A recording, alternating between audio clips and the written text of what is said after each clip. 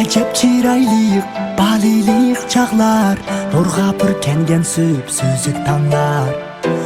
Gümüş bulaklar, bergi kıyaklar, bәхет izlegen yeşil tüt kulaklar. Astında at yollar, soğudan yapraklar, lay şehir yasayımız kuru sabat karlar. Ey balilik çağlar, bellik kucaklar, balilik çağlar yok ünva dağlar. Balilik çağlar, karanğı bağlar, yirakta tağlar.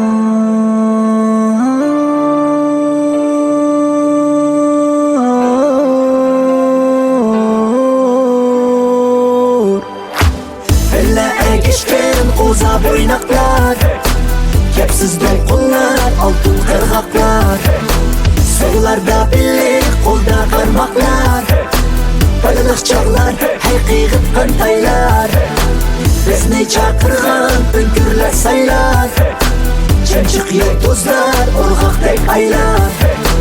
Çöçek edişler, cindik korkuşlar, yağışap tuvat, urra soğukuşlar.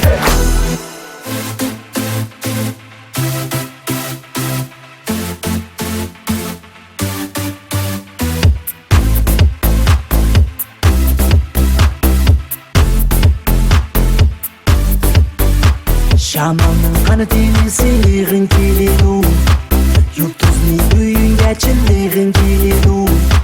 Çiçekler tökülse yıklığın gelidu, hey. Aymalsa arkidin koğliğin gelidu. Darakta kuş bulup oklığın gelidu, otlakta koy beylan otlığın gelidu. Acayip çağlar bu çapkınlar gelidu, hey. Bulutların yeşil uçkunlar gelidu. Hey balilik çağlar,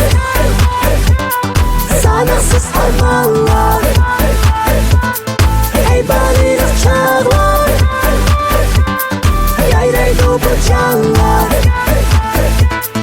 Hey balilik çağlar, sanaksız armağanlar. Hey balilik çağlar, yayraydı bu canlar. Düşerleysen koncaklar bilen, koğlaşmak oynaysan taycaklar bilen.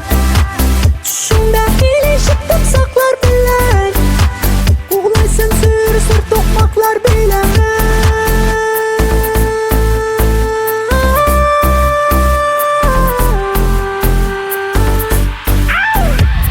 Hey balilik çağlar, sanaksız armağanlar. Hey balilik çağlar, yayraydı bu canlar. Hey balilik çağlar, sanaksız armağanlar. Hey balilik çağlar, yayraydı bu canlar. Hey balilik çağlar, sanaksız armağanlar. Hey balilik çağlar, yayraydı bu canlar. Hey balilik çağlar, sanaksız armağanlar. Hey balilik çağlar, yayraydı bu canlar.